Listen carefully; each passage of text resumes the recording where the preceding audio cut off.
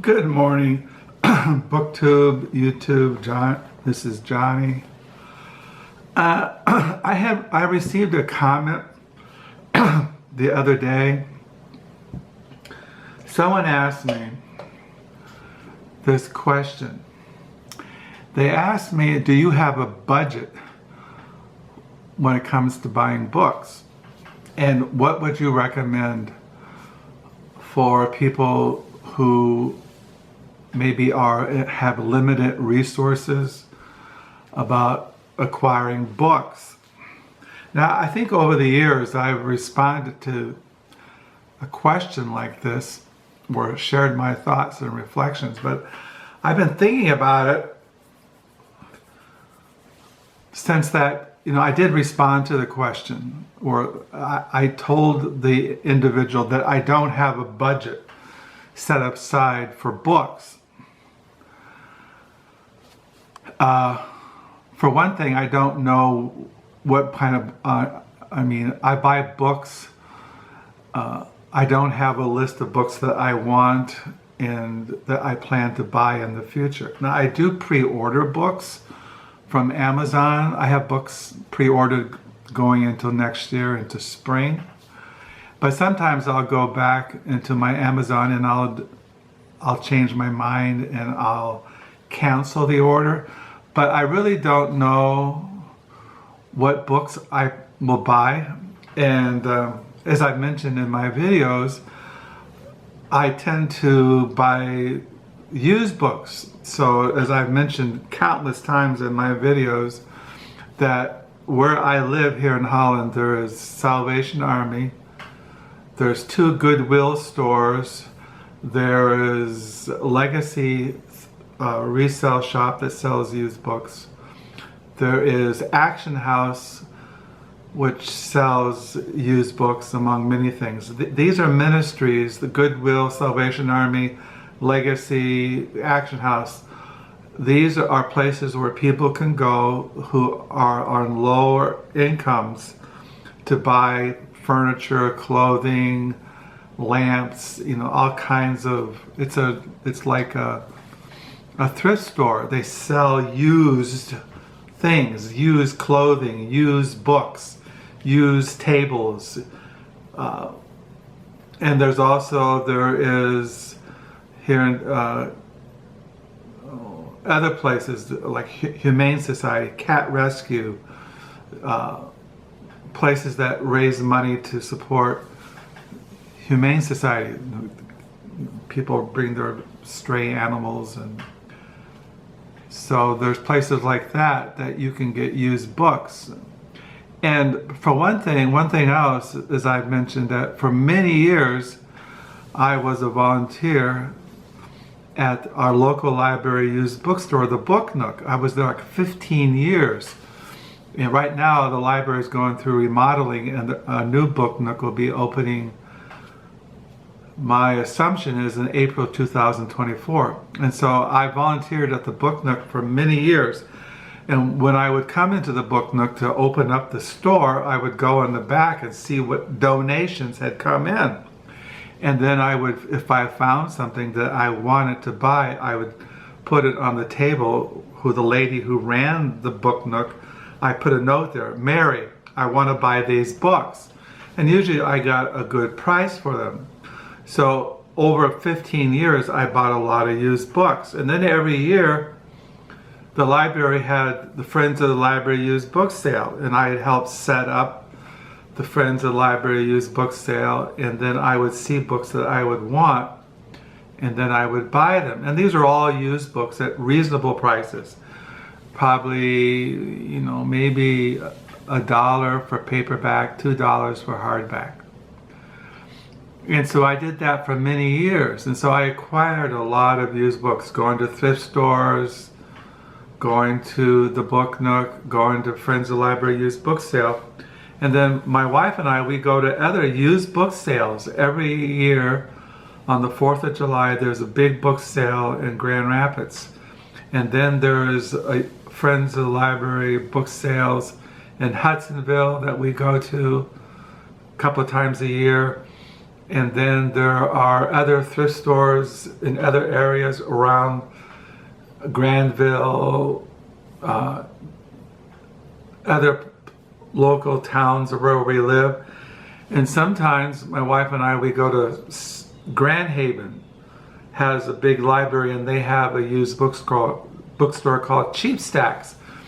And paperbacks are a quarter and hardbacks are 50 cents. And then when we're in Grand Haven, we go to the Goodwill, we go to other thrift stores. And so if you do this for many, many, many years, you're going to accumulate a lot of books.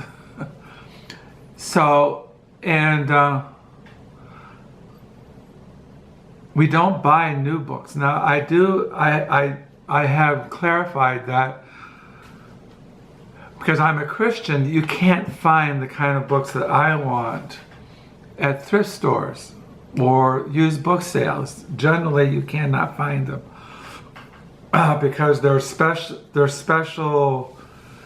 They're academic. They're not popular. I mean, the books that I would buy are like for serious Christians, intellectual Christians, pastors, teachers, people like that. So, but one thing about being in this area, Grand Rapids is a center of Christian publishing. Baker Bookhouse publishes Baker books. Erdman's publisher publishes Erdman books. And so you can get those books damaged at Baker Bookhouse in Grand Rapids. You can get a Baker book slightly damaged, 50% off, and sometimes cheaper. And then I buy books from Reformation Heritage, which are a discount. They're nonprofit publishing. Reformation Heritage, every book that they sell, they put back into printing more books. So I buy a lot of books, Christian books that are very specialized from Reformation Heritage. And I've done that for as long as over 40 years. And one thing else is I didn't really start buying secular books until almost since 2006. Now I did buy, before 2006, I would buy like Jack Kerouac, or I would buy something, but rarely.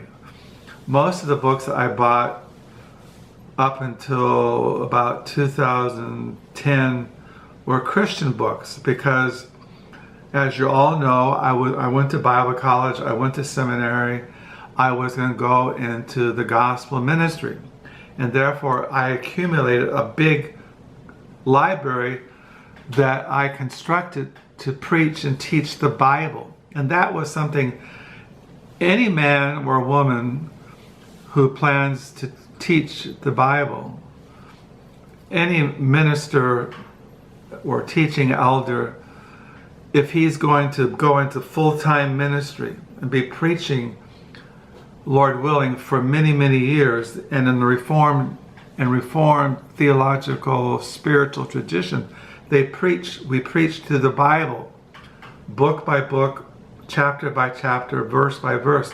So, and you preach from a wide area. You preach on, all the books of the Bible. You give doctrinal sermons, so you have theology books. And then you have books for your own spiritual development and nourishing. That's especially in my case, it's the English Puritans.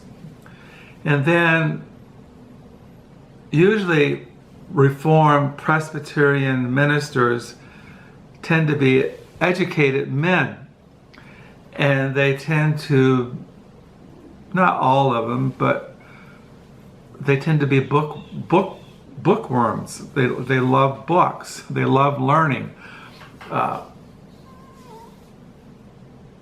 And there's a lot of books for Reformed, Presbyterian, Calvinist ministers, teaching elders, ruling elders.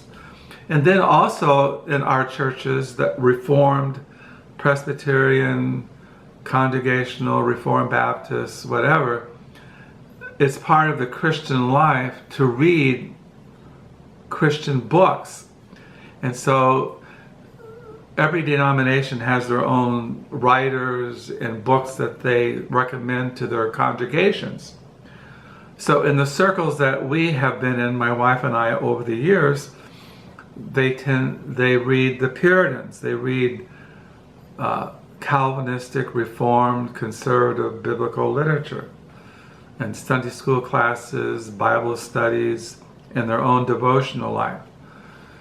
So you tend to, and there are publishers who gear towards these groups of people. There's Reformed Presbyterian publishers. Reformation Heritage publishes books for not only the United States, but all over the world. Reformation Heritage Books sells books all over the world.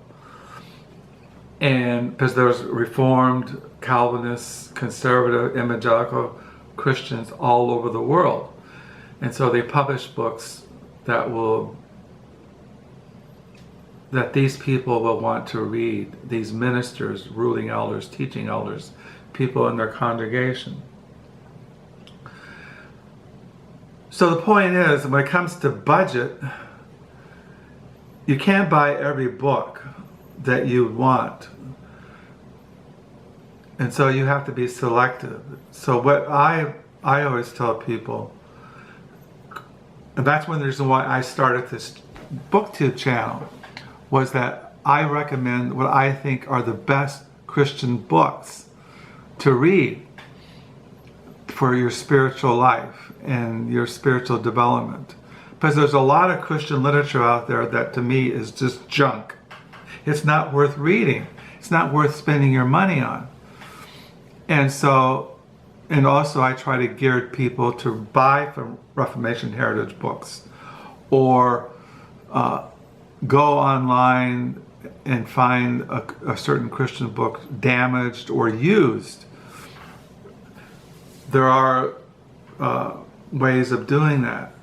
But when it comes to secular literature, non-Christian literature, I recommend to people to go to thrift stores, used book sales, and then if you're, and like I commented to that individual about my comment, when I was like in my late teens and 20s, I became a Christian when I was 18 years old.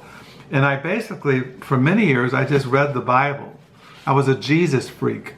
And Jesus people just read the Bible. I went to Bible studies, I went to church. And then in 1975, I was reading A.W. Pink's exposition of Hebrews. And he quoted these men that I found out were the Puritans. And I was living in Richmond, California, next to Berkeley, El Cerrito, Oakland, there in the San Francisco Bay Area. And here I was like, I don't know, in my early 20s. And I read about all these men, these Puritans, but I didn't know where you could get the books. But then, since I knew libraries, and I knew that in Berkeley there were old seminary libraries, there were libraries that I knew about, so I would go to these old seminary libraries. The seminaries had become liberal and no longer really held to the conservative evangelical faith, but they had been there for a long time, and they had libraries. In their libraries they had Puritan works. So I would go on my days off. I was on the staff at the Richmond Rescue Mission, and I would go to these on the weekends. On my day off, I would go to this Berkeley, and I would go to Pacific School of Religion, and I would sit there and I'd read the Puritans. But then I found out about a church, and then I wanted to join a church that was Calvinistic, and I found out that there was the Orthodox Presbyterian Church there in Berkeley, California. Small little church, 20 people who were basically old people, but they were conservative, Calvinists in the Puritan tradition. And when I went there and I joined the church, one of the members of that church had donated a library to this little church. And there used to be a publisher called Sovereign Grace Publishers. And that was way back in the 60s and 70s. And they published over maybe 200, reprinted 200 Puritan works. And they were all in this church library, and I read through those. I would check, I'd take them out and I'd read them. And then I was slowly educated about one of the elders in that church, David Nealons, who was a really old fella, and he told me about different writers, current writers, like men in the 20th century, like B.B. Warfield and John Murray and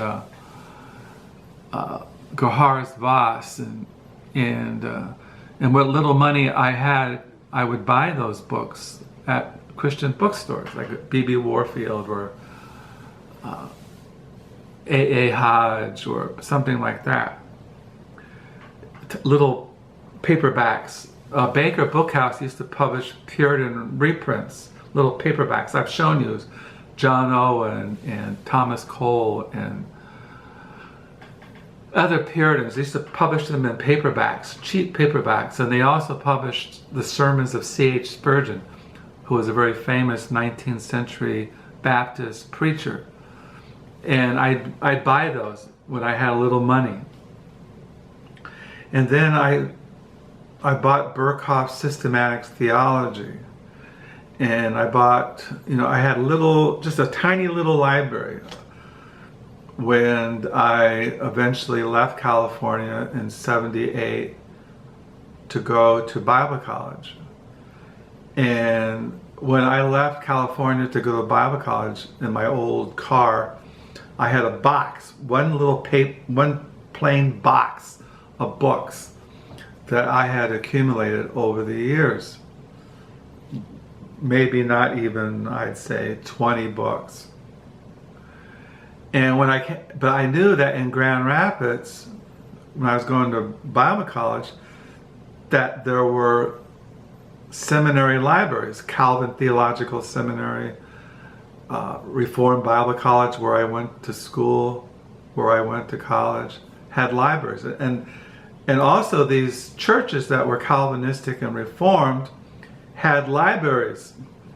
And so, for example, when I was in Bible college, we went to a small little independent Calvinistic church. But we also lived in an area in Grand Rapids where up the hill from where we lived was a church. I can't remember the name of it, but I would go there because it was in the Dutch Puritan tradition. And they had an incredible they had a church library of all these old Puritan works. And I would go to the afternoon services at this church. In the afternoon, about 1 o'clock, and a ruling elder or a teaching elder, or mostly a ruling elder, would read from a sermon by an old writer down in the basement. And I would go, and then I would check books out of the library, of the church library. And I would do that. I checked books out of Calvin Theological Seminary. And that's how I got books. When my wife and I first got married, we had little money. My wife didn't work full time until many years later when we lived in Houston, Texas. Most of the early years of our marriage, she worked part-time because our first child was born a year and a half after we were married. And she only worked like 3 days a week. And so there was little money for books, and so I depended upon libraries, seminary libraries, Christian liberal arts college libraries. Like here in Holland, there's Hope College, which is a Christian college, has a great library. There's Western Theological Seminary here in Holland, which I used to use their library when we first moved here many years ago. So there's ways that you can get books without having to have money. Use libraries, go to used book sales, volunteer at a volunteer at a thrift store, and when the books come in, you can get a first choice. So there are ways. One thing else is that some people waste money in buying the wrong books. So before you buy books, educate yourself on what you like to read. Don't just read something because everybody else is reading it, or it's in the top 10 list or whatever. There's bad literature and there's good literature. I mean, at least, and I know that's a very subjective thing, but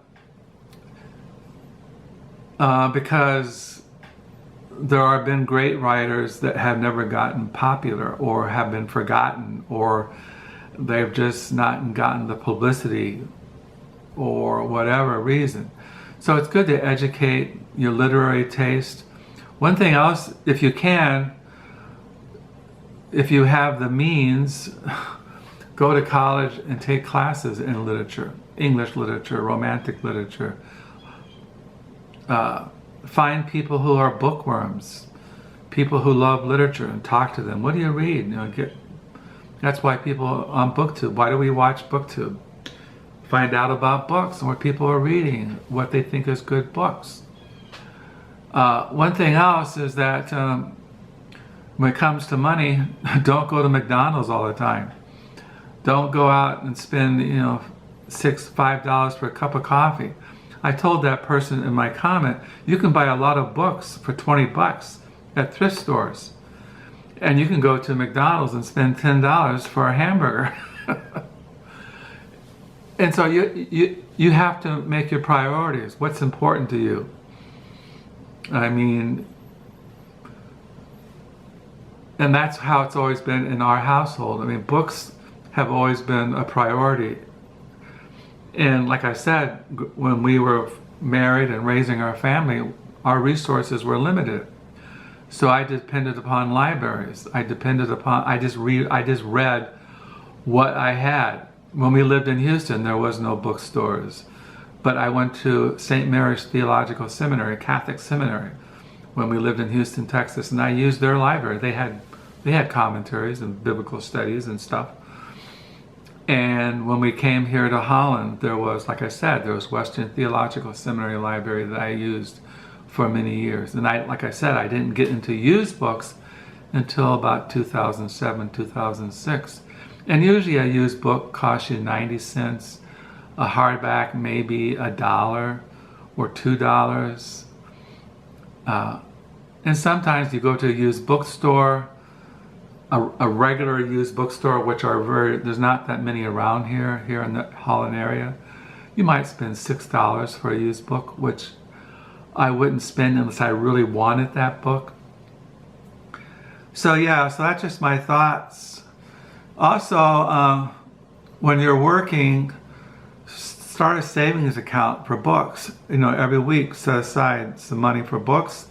And when you see a book that you want, that you really think is worth buying, then you have the money in the bank. Things like that.